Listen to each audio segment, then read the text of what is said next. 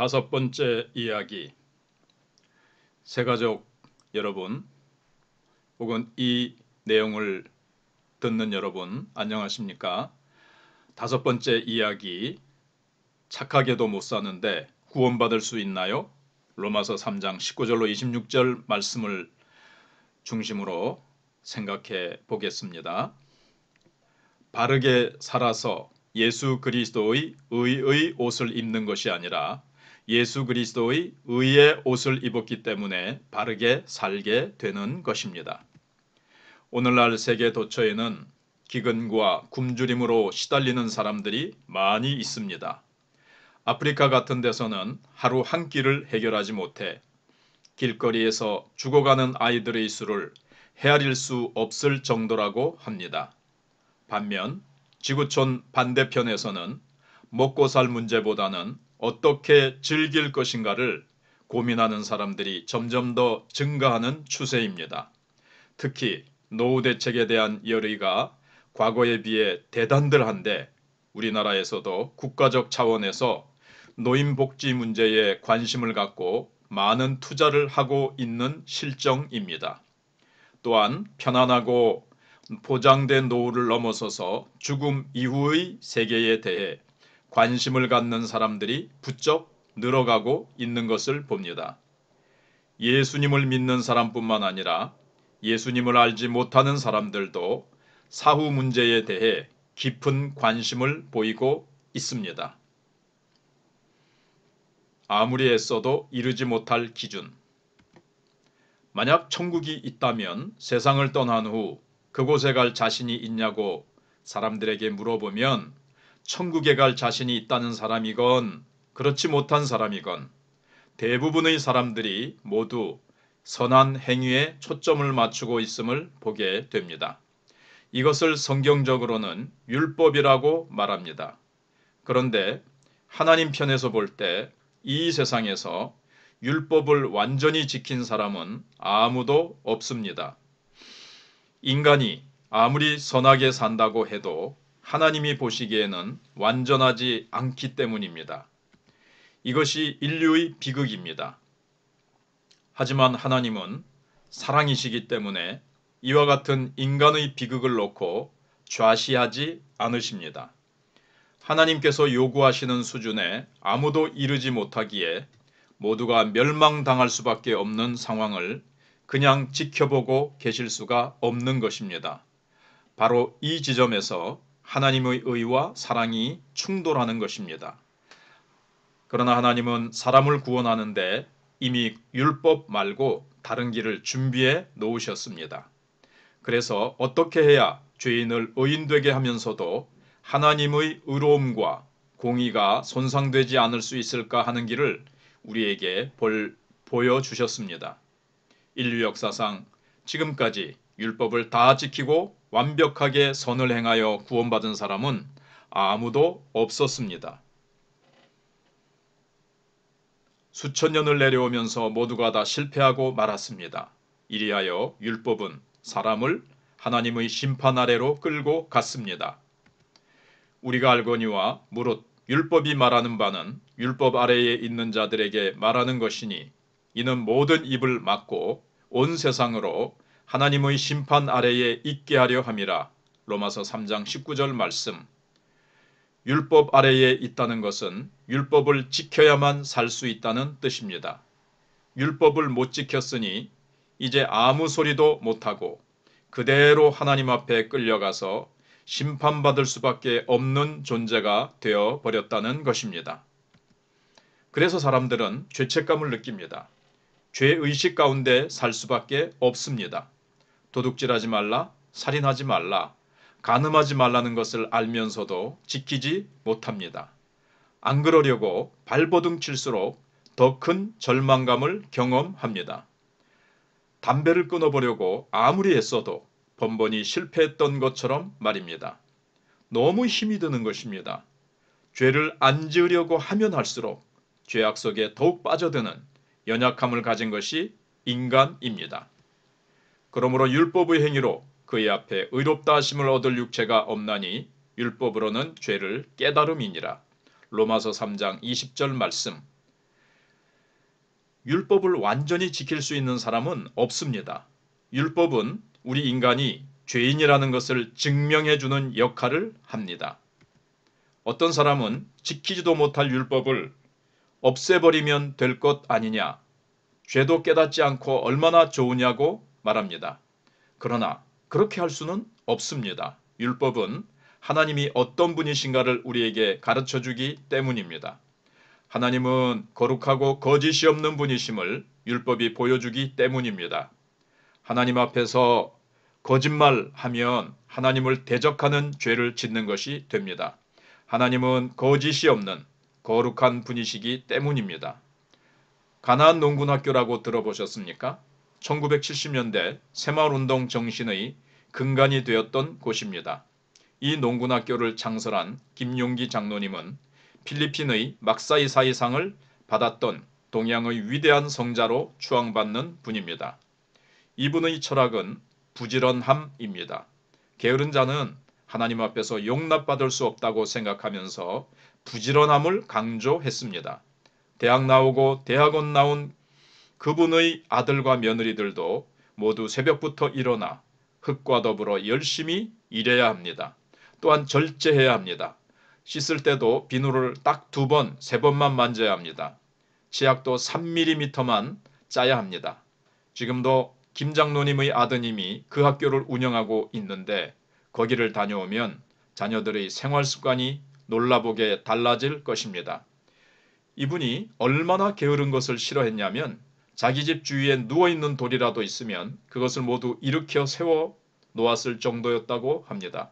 바로 이런 분위기에 그분 앞에서 게으름을 피우는 것은 그 장로님에 대한 대적이요, 대항이요, 도전이었습니다. 도저히 용납할 수가 없는 행동인 것입니다. 아버지가 부지런한 것을 철학으로 삼았다면 게으른 자식은 언제나 아버지와 충돌할 수밖에 없습니다. 마찬가지로 거룩하신 하나님 앞에서 거짓을 행하는 것은 하나님을 대적하는 일이 됩니다. 이렇게 율법은 하나님을 알려주며 우리의 죄를 깨닫게 합니다. 그렇기에 율법을 없앨 수는 없는 것입니다. 하지만 그렇다고 해서 그냥 두면 아무도 하나님의 심판을 통과할 수 없게 됩니다. 죄인은 반드시 심판해야 하는 것이 하나님의 공의의 속성이기 때문입니다. 하나님은 죄는 죄대로 반드시 값을 치르게 하십니다. 그래서 죄인을 의인으로 받아준다는 것은 하나님의 그 속성으로는 도무지 불가능한 일이 됩니다. 자신의 공의가 흔들리는 것을 하나님은 용납하실 수 없습니다. 하나님의 구원대 해답, 예수 그리스도. 하나님의 공의에 손상을 입히지 않으면서 죄인을 의인으로 바꾸는 방법은 없을까요? 사랑의 하나님은 이 상황을 해결하셔야 했습니다. 그렇게 해서 내리신 유일한 처방이 바로 예수 그리스도이십니다. 하나님의 아들 되신 예수님 외에는 다른 해결 방법이 없습니다. 하나님께서 우리 인간을 구원하신 일을 절대 쉽게 생각하지 마십시오. 얼마나 어렵게 우리를 구원하셨는지 알아야 합니다. 하나밖에 없는 독생자 예수 그리스도를 나 같은 죄인을 위해 이 땅에 보내어 십자가에 달리게 하신 그 큰 사랑을 우리가 잘 모르고 살 때가 너무나 많습니다. 나를 구원하시기 위해 얼마나 애쓰셨는지 반드시 알아야 합니다. 우리가 자식이 잘못한 일을 처리해 주는 데에도 얼마나 힘이 많이 듭니까? 당신 마음대로 되던가요? 하나님께서는 인류의 죄를 해결하기 위해 자신의 아들을 우리에게 내어 주셨습니다. 이것은 하나님의 의를 손상하지 아니하고 인간을 구원할 수 있는 새롭고 유일한 길이었습니다. 이제는 율법 외에 하나님의 한 의가 나타났으니 율법과 선지자들에게 증거를 받은 것이라. 로마서 3장 21절 말씀. 지금까지 수천 년 동안 내려왔던 길과는 전혀 다른 새로운 길입니다. 율법을 이루어야만 구원받는다는 그 길도 아니면서 하나님께서 죄를 죄로 반드시 갚으셔야 하는 공의의 준엄함도 피할 수 있는 유일무이한 은혜의 길입니다. 우리가 율법이 아닌 은혜의 시대에 살고 있다는 것이 얼마나 감사합니까? 이것을 깨닫는다는 것은 참으로 귀한 일입니다. 그러면 새로운 구원의 길인 율법 외에 하나님의 한 의가 무엇입니까? 그 구원의 구체적인 길이 다음 구절에 나와 있습니다. 곧 예수 그리스도를 믿음으로 말미암아 모든 믿는 자에게 미치는 하나님의 의인이 차별이 없느니라. 로마서 3장 22절 말씀. 누구든지 그리스도 안에 있으면 새로운 피조물이 됩니다. 동양인이든지 서양인이든지 종이든지 자유자든지 헬라인이든지 유대인이든지 어린이든지 어른이든지 모두가 다 예수님만 믿으면 구원을 받습니다. 그래서 차별 없이 구원받을 수 있다는 이 진리가 복음, 곧 기쁜 소식이 되는 것입니다. 뼛속까지 죄인인 우리 인간들. 우리는 모두 죄인입니다. 그것이 현재 우리의 상태에 대한 정확한 진단입니다. 성경 로마서 3장 23절에 모든 사람이 죄를 범하였음에 하나님의 영광에 이르지 못하더니 라고 말씀하고 있습니다. 자기가 죄인이라는 것을 모르고 산다는 것처럼 불행한 일은 없습니다. 자기가 죄인이라는 것을 깨달아야 그 순간부터 하나님의 은혜를 입을 수 있기 때문입니다. 기독교는 무엇보다 먼저 자기가 죄인임을 깨닫는 종교입니다. 병을 알아야 치료받을 수 있듯이 자신이 죄인임을 알아야 구원받을 수 있습니다. 나는 아무 죄도 짓지 않았고 나쁜 일을 한 적도 없는데 왜 자꾸 죄인으로 몰아세우나 하고 생각하는 분들이 있을지 모르겠습니다. 그러나 여기서 말하는 죄는 법적으로 크고 작은 죄를 뜻하는 것이 아니라 날 때부터 태생적으로 가지게 되는 죄입니다. 인간은 모두 태어나면서부터 죄인이 될 수밖에 없습니다. 억울하겠지만 이 모든 게 아담이라고 하는 인류의 시조가 하나님을 거역했기 때문에 일어난 일입니다. 아담이 그랬던 게 지금 나와 무슨 상관이 있겠냐 싶을 것입니다. 양반에게서 태어나면 양반이고 종에게서 태어나면 당연히 종이 됩니다. 아담 때문에 우리가 죄인이 되는 것도 이와 같은 원리입니다. 우리 인간은 아담의 죄를 통해서 모두가 태어날 때부터 죄인의 유전자를 갖게 되어버렸습니다.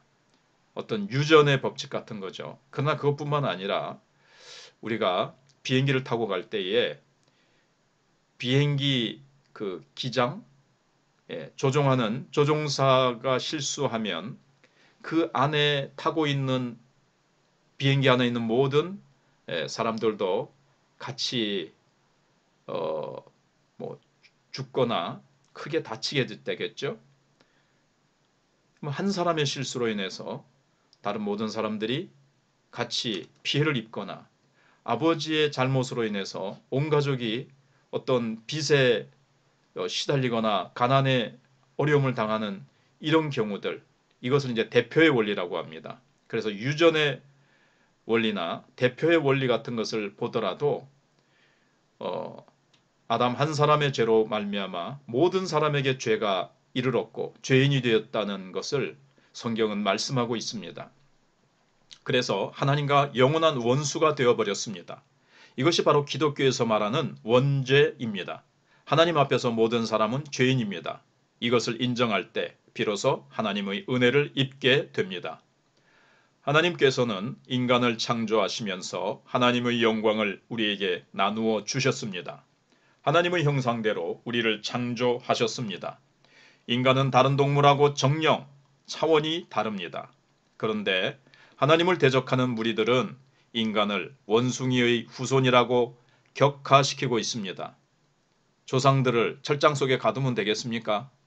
이렇게 자기가 원숭이 후손이라고 생각하며 사는 사람의 삶과 하나님의 형상으로 지음받은 고상한 인격체라고 생각하는 사람의 삶이 똑같을 수 있을까요? 자신을 원숭이의 후손이라고 생각하면 아무렇게나 살아도 상관없을 것입니다. 그런데 불행하게도 원숭이를 우리 조상이라고 생각하는 사람이 많다는 것은 비극 중에서도 가장 원통한 비극입니다. 구원받다는 것은 회복되다라는 것과 같다. 죄로 말미암아 하나님의 영광이 떠남으로 인간에게서 하나님의 형상이 상당 부분 파괴되고 말았습니다. 그래서 하나님에 대해서 깨달을 수도 없고 하나님에 대해서 알 수도 없고 하나님을 아는 지식도 결여되고 말았습니다. 뿐만 아니라 하나님을 경배하고 예배할 줄도 모르게 되었습니다. 하나님께서는 인간을 그분의 형상대로 창조하셨습니다. 그리고 하나님께서는 만물을 다스리고 정복하라고 인간을 축복하셨습니다. 하지만 죄를 지음으로 말미암아 인간은 그 통치권을 박탈당하고 말았습니다. 오히려 자연 만물에 짓눌려서 살게 되었습니다. 홍수와 지진과 기근 속에서 인간은 신음할 수밖에 없게 되었습니다. 죄로 말미암아 하나님의 영광이 떠나가니까 인간은 비참한 존재가 되고 만 것입니다. 구원이란 바로 이 하나님의 영광을 회복하는 것입니다. 우리가 구원받는다고 하는 것은 하나님의 형상을 회복하는 작업이자 파괴되어 잃어버리고 빼앗겼던 모든 것을 다시금 되찾는 작업입니다. 이 땅에서는 일부만 되찾을 수 있습니다. 그러나 100% 회복은 오직 하나님 나라에서만 이루어집니다. 그리스도 안에 있으면 새로운 피조물이 되어 새 신분을 허락받기 때문입니다. 하나님께서 잃어버린 하나님의 형상을 회복시키려고 예수 그리스도를 보내주셨습니다. 그분은 인류를 구원하기 위한 사명을 띠고 이 땅에 보내심을 받은 메시아이십니다.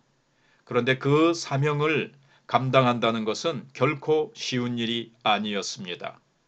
예수님은 십자가에서 죽음으로 그 사명을 감당하셨습니다. 십자가 위에서 이루어진 일, 십자가를 보면서 무엇을 깨닫습니까? 그냥 교회 표시구나 생각합니까?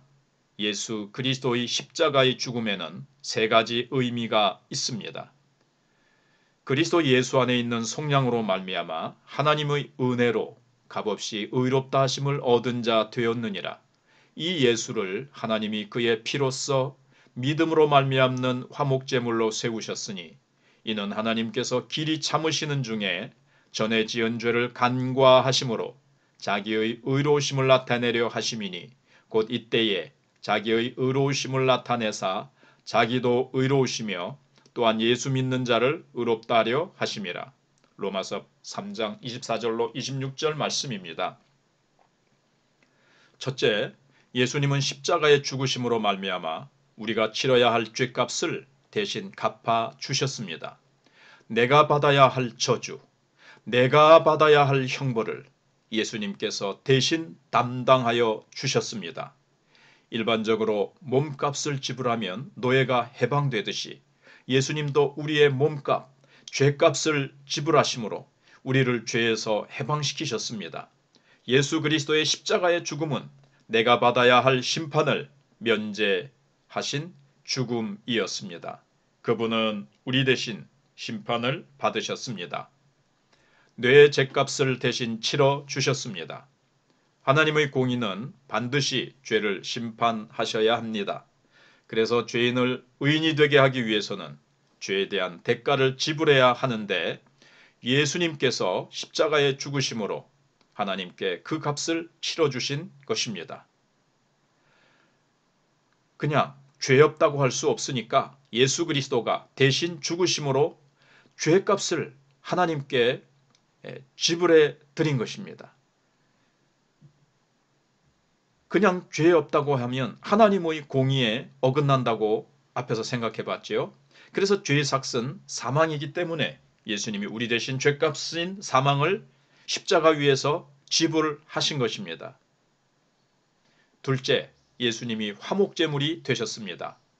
화목하게 하는 제물이라니 웬 제사 용어인가 싶을 것입니다. 우리가 죄를 범하면 하나님은 진노하십니다. 자식이 잘못하면 아버지가 분노하듯 말입니다. 노아 시대에 하나님께서는 사람들이 죄를 너무 많이 짓는 것을 보시고는 도무지 참으실 수가 없어서 불같이 진노하셨습니다. 그래서 노아의 가족을 제외한 모든 인간을 대홍수로 다 쓸어버리셨습니다. 홍수가 끝나고 난 뒤 그들은 하나님 앞에 짐승을 잡아 제사를 드렸습니다. 하나님과 인간의 화목됨을 위해 짐승을 제물로 바친 것입니다. 하나님께서는 그 제물을 받으시고 매우 기뻐하시면서 다시는 홍수로서 이 땅을 멸하지 않겠다고 약속하셨는데 그 증표가 바로 무지개입니다. 하나님의 진노가 풀린 것입니다. 이것이 화목제의 기원입니다. 예수 그리스도는 하나님과 인간의 화목을 위해 바로 그러한 화목제물이 되어 주신 것입니다. 그런데 흔히들 알고 있는 순교와 예수님의 십자가는 분명히 다릅니다. 오해하지 말아야 할 부분입니다. 순교는 영광의 죽음입니다. 어떤 면에서는 기쁨의 죽음입니다. 왜냐하면 하나님 앞에 상급받을 것을 생각하고 정말 기뻐하면서 죽기 때문입니다. 육신은 고통이지만 순교를 자처하는 사람까지도 있습니다. 그러나 예수님의 죽음은 절대로 영광스러운 죽음이 아니라 저주의 죽음이었습니다. 물론 그로 인해서 예수님은 영광을 받으시지요. 그래서 예수님의 죽음은 먼저 우리가 저주받아야 되는데 받으신 저주기는 하죠. 그러면서도 여기 예수님의 죽음으로 말미암아 하나님께 영광을 돌렸고 예수님 자신도 영광을 받으시기 때문에 여기 제가 책을 이렇게 인용해서 말씀을 드리지만 이분의 이제 책이 다 맞다고는 할 수 없죠. 그래서 예수님의 죽음은 영광스러운 죽음이라고도 할 수 있습니다. 그러면서 우리를 대신한 저주받으신 죽음이라는 것을 먼저 잘 기억하시면 되겠습니다. 십자가를 앞에 놓고 하나님이신 예수님께서 얼마나 고민하셨는지 겟세마네 동산에서 땀이 핏방울이 되도록 기도하며 할 수만 있으면 이 잔을 내게서 떠나게 해달라고 기도하셨습니다. 십자가를 피할 길은 없는지, 이 저주의 지옥 같은 형벌을, 심판을 피할 길은 없는지 고민하셨던 예수님의 모습이 복음서에 잘 나타나 있습니다. 죄 없으신 예수님이 죄에 대한 제물이 되신다는 것은 결코 쉬운 일이 아니었습니다. 마침내 십자가를 실 때 예수님은 엘리 엘리 라마 사박다니 하나님이여 하나님이여 어찌하여 나를 버리셨나이까 하시면서 하나님께 자신이 완전히 버림받았다고 부르짖으셨습니다. 예수님은 인류의 모든 죄를 자기 머리 위에 뒤집어 쓰고 철저히 하나님께 버림받으셨습니다. 죄인은 하나님 앞에 용납받을 수가 없습니다. 가까이 갈 수가 없습니다. 하나님 앞에서 추방당할 수밖에 없습니다. 하나님께서는 세상 죄를 짊어지신 자신의 아들 예수 그리스도를 추방해 버리셨습니다. 예수님이 십자가상에서 죽으심은 하나님 앞에 저주 받으셨음을 뜻합니다. 그분은 지옥의 형벌을 맛보아야만 하는 무서운 저주의 경험을 하셨습니다. 바로 우리의 죄 때문에 십자가라는 형틀 위에서 죽음을 당하신 것입니다. 인간과의 원수 사이를 해결하기 위해 하나님께서는 그 아들 예수 그리스도를 화목제물로 바치신 것입니다. 보라, 세상 죄를 지고 가는 하나님의 어린 양이로다. 요한복음 1장 29절 말씀. 죄가 없으시면서도 인간의 죄를 뒤집어 쓰고 죽을 수밖에 없었던 예수 그리스도. 그분의 죽음은 보통 죽음이 아닙니다. 나를 구원하기 위해 하나님께서 그분의 아들을 저주에 던져 버리셨다니 이것이 보통 일입니까? 이것은 하나님께 끔찍한 시련이었습니다. 하나밖에 없는 독생자를 십자가에 매달아 처형시킬 수밖에 없었던 절박한 상황이었습니다. 하나님으로서도 그분의 아들이신 예수님에게도 이는 엄청난 고통이었습니다. 이와 같은 고통을 나를 위해 주님이 당하셨다는 것을 앞에 놓고도 그렇게 냉담할 수 있겠습니까? 주님의 은혜를 생각하고 십자가를 생각할 때마다 하나님 앞에 감사하고 나 같은 죄인 살리신 예수 그리스도를 노래하지 않을 수 없고 감격하지 않을 수 없는 사람이 바로 그리스도인입니다. 어떤 사람들은 십자가를 생각할 때마다 눈물을 흘립니다. 나 같은 죄인 위에서 죽으신 그 주님을 생각하면서 감격합니다. 이 은혜를 깊이 깨달은 사람은 하나님이 기뻐하신다면 못할 일이 없다고 생각하고 일생 동안 그분을 위해 헌신합니다. 건강이 허락하고 생명이 존재하는 동안 하나님의 은혜에 보답하겠다는 충성심을 가지고 신앙생활을 합니다. 우리가 도무지 알지 못할 때에 우리를 위하여 하나님께서 자신의 아들을 십자가에 처형시키시고 우리의 죄를 다 담당시키셨습니다. 그 은혜를 헌신짝처럼 버릴 수는 없는 거 아니겠습니까? 사람이라면 부모의 은혜를 압니다. 하물며 피조물이 창조주 하나님을 떠나는 것도 배은망덕일진데 우리를 위해 지옥의 저주를 감당하신 예수님을 박대할 수 있습니까? 이것이 망고불변의 진리일진데 진리 앞에 냉소할 수 있겠습니까? 하나님께서 왜 예수님을 믿지 아니하면 지옥에 보내시는 줄 아십니까? 아무 공로 없이 아무런 율법도 지킬 필요 없이 그저 예수 그리스도를 믿기만 하면 구원시켜 주신다고 하셨는데 그 길을 열어주셨는데 그것을 거부하고 무시하고 천대한다면 지옥에 보내는 것은 어찌 보면 당연한 일 아니겠습니까? 예수님의 십자가 사건은 율법으로는 도무지 구원받을 수 없는 인간을 위해 하나님께서 내놓은 유일한 처방이었습니다. 그래서 예수 그리스도를 내어주시기까지 한 하나님의 놀라운 은혜는 우리가 일생 동안 찬양해도 부족한 것입니다. 셋째, 예수님이 우리를 의롭게 하셨습니다. 우리는 율법을 완성할 수 없습니다. 율법을 아무리 지키려고 해도 도무지 다 지킬 수가 없습니다. 때문에 율법에게 종노릇 할 수밖에 없습니다. 율법에 끌려갈 수밖에 없습니다. 그런데 예수님께서는 율법을 완성하신 분입니다. 오직 예수님만이 한 점도 빠뜨리지 않고 율법을 완벽하게 지키셨습니다.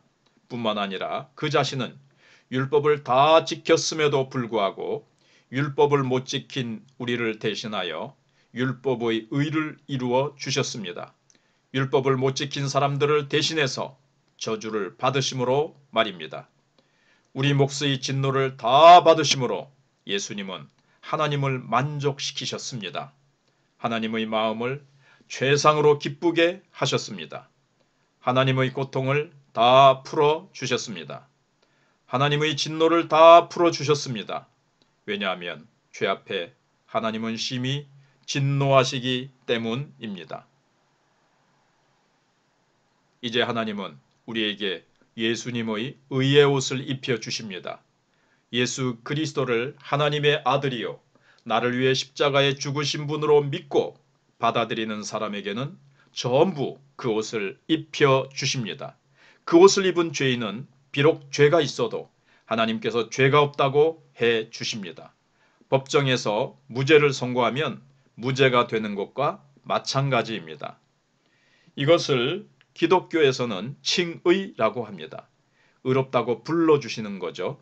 하나님께로부터 의롭다고 인정받는 것입니다. 죄악의 누더기를 걸치고 있는 우리에게 예수님께서 십자가의 보혈로 깨끗하게 된 의로운 옷을 벗어서 입혀주시는 것입니다. 그래서 우리는 죄악의 더러운 옷이 아닌 예수님의 의라는 깨끗한 옷을 입고 하나님의 심판대 앞에 서게 됩니다. 지금은 믿는 사람이나 믿지 않는 사람이나 세상에서 지은 옷들을 입고 있어 분별하기가 어렵습니다. 그러나 하나님 앞에 설 때는 오로지 두 종류의 옷을 입은 사람만 있습니다. 하나는 예수님의 의의 옷을 입은 사람이요 다른 하나는 그 옷을 입지 못한 사람으로 확연히 갈라집니다. 마태복음 22장을 보면 임금의 잔치에 수많은 사람들이 초대되어 왔습니다. 잔치석상에는 사람들로 꽉 찼는데 다들 예복을 입고 있습니다. 그 당시에는 잔치에 초청할 때에 입고 오라고 예복을 다 보내주는 그런 관습이 있었습니다. 하지만 예복을 입지 않은 한 사람이 바깥 어두운 데로 내던져졌고 거기서 슬퍼하며 이를 갈게 되었습니다. 이 예화는 주님께서 저 마지막 심판대를 바라보면서 말씀하신 것입니다. 예수님의 의의 옷을 입지 않은 사람은 추방당할 수밖에 없고 유죄 판결을 받아 지옥에 가게 됩니다.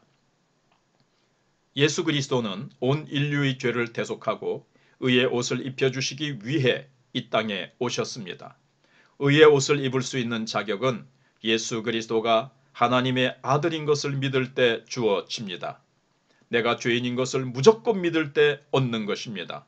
나의 의로운 어떤 행위도 하나님 앞에 보잘것없다고 고백하고 예수 그리스도의 그 놀라운 은혜를 인정하는 것입니다. 그렇게 믿고자 결단할 때 예수님께서 의의 옷을 입혀 주십니다. 허물이 있고 약점이 있고 아직까지 내 속에 더러운 것들이 있지만 하루아침에 이런 것들이 정리되는 것이 아니라 일단 의의 옷을 입은 후에 차츰 정리되는 것이 그리스도인의 삶입니다. 예수님을 믿자마자 완벽한 성자가 되는 것으로 착각해서는 안 됩니다. 똑같이 예수님을 믿는 사람들이라도 변화의 속도는 저마다 다릅니다. 어떤 사람들은 빨리빨리 고쳐서 성장하는가 하면 의의 옷을 입었지만 옛 습관들에 단단히 매여 평생 고쳐나가는 사람도 있습니다. 그러나 하나님 보시기에는 의의 옷을 입었으면 통과, 무죄 선언을 하십니다. 이것이 하나님의 법입니다. 우리로서는 이해가 안 되지만 이것이 하나님의 법입니다. 하나님이 우리를 판단하시는 기준은 우리가 의의 옷을 입었느냐 안 입었느냐일 뿐입니다. 루마니아의 범블란트 목사님이 본인의 경험인 것 같은 감동적인 이야기를 했습니다. 두 형제가 있었는데 동생은 말썽쟁이였습니다.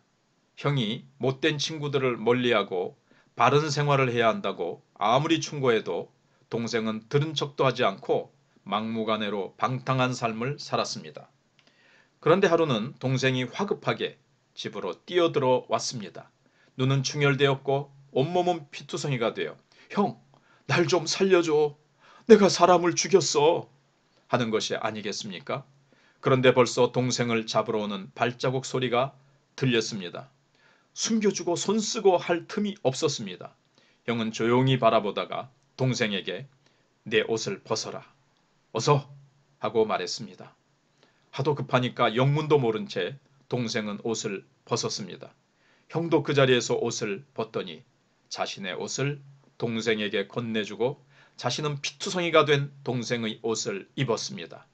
그러기가 무섭게 문이 열리면서 경찰이 들이닥쳤고 형은 두말 없이 연항되어 재판에서 사형을 언도받았습니다. 마침내 형장의 이슬이 되기 직전 그는 한 통의 편지를 동생 앞으로 남겼습니다. 편지에는 이렇게 써 있었습니다. 사랑하는 나의 동생아, 나는 내 피 묻은 옷을 입고 죽는 것이 얼마나 기쁜지 모른단다. 그러니 너는 내 깨끗한 옷을 입고 깨끗하게 살아주기를 바란다. 이 편지를 받은 동생은 울부짖으면서 형에게 달려갔지만 이미 사형 집행이 끝난 후였습니다. 그 후 그는 예전의 그 친구들이 다시 그를 불러낼 때마다 나는 형의 옷을 입었어. 더 이상 그렇게 살 수 없어 하면서 새 삶을 살았습니다. 동생은 사람을 죽인 자요. 분명히 재판에서 유죄 판결을 받고 처형되었어야 마땅했는데 형과 옷을 바꾸어 입음으로써 혐의가 없어진 것입니다. 형은 동생의 죄를 대신 덮어쓰고 죽었고 말입니다. 바로 그것입니다. 예수 그리스도가 나를 위해 죄악의 피 묻은 옷을 입고는 십자가에서 처형되셨습니다. 그 대신 나는 예수 그리스도의 의의 옷을 입게 되었다는 사실을 가슴 깊이 깨닫게 되시기를 바랍니다. 기독교는 아주 단순합니다. 예수님을 믿는다는 것은 내 옷을 예수님의 의의 옷으로 바꾸어 입는 것입니다. 나의 죄악의 옷을 벗어버리고 주님의 의의 옷을 입는 것입니다. 그 옷만 입으면 나는 하나님이 보실 때 의인입니다. 내가 나 자신을 볼 때는 허물 많고 약점 많다 할지라도 말입니다. 그렇게 의의 옷을 입었을 때 그런 옷을 입은 사람답게 살고자 하게 됩니다. 악한 친구들이 유혹할 때도 아니야, 나는 형 옷을 입었어 하면서 바르게 살려고 몸부림칩니다. 바르게 살아서 예수 그리스도의 의의 옷을 입는 것이 아니라 예수 그리스도의 의의 옷을 입었기 때문에 바르게 살게 되는 것입니다. 세상에서 내 힘으로 선하게 살아보려고 몸부림치는 자기 의라는 옷은 하나님 앞에서는 무가치합니다. 하나님의 심판대 앞에 섰을 때는 아무런 의미가 없는 옷입니다. 하나님께서는 오직 예수 그리스도의 의의 옷만을 보십니다. 그 옷만 입으면 우리는 하나님 앞에서 의인이 됩니다.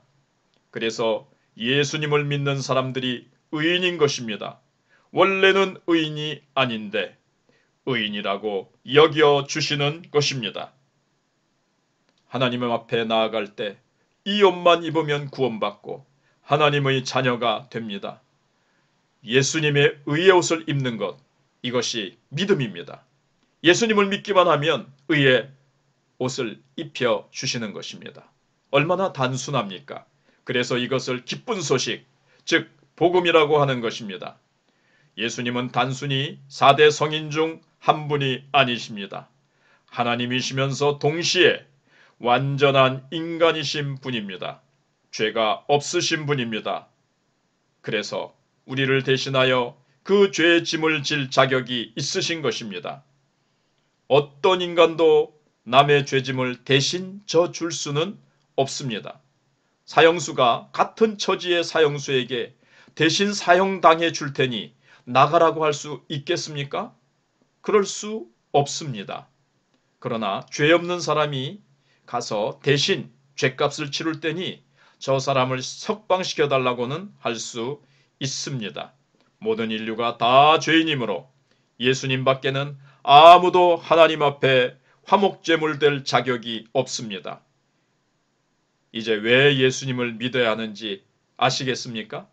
십자가에서 내가 받아야 할 심판, 내가 받아야 할 저주를 대신 받으신 예수님을 헌신짝처럼 버릴 것인지 그분을 마음 가운데 영접할 것인지는 각자 여러분의 선택에 달려 있습니다. 아멘. 경청해 주셔서 감사합니다.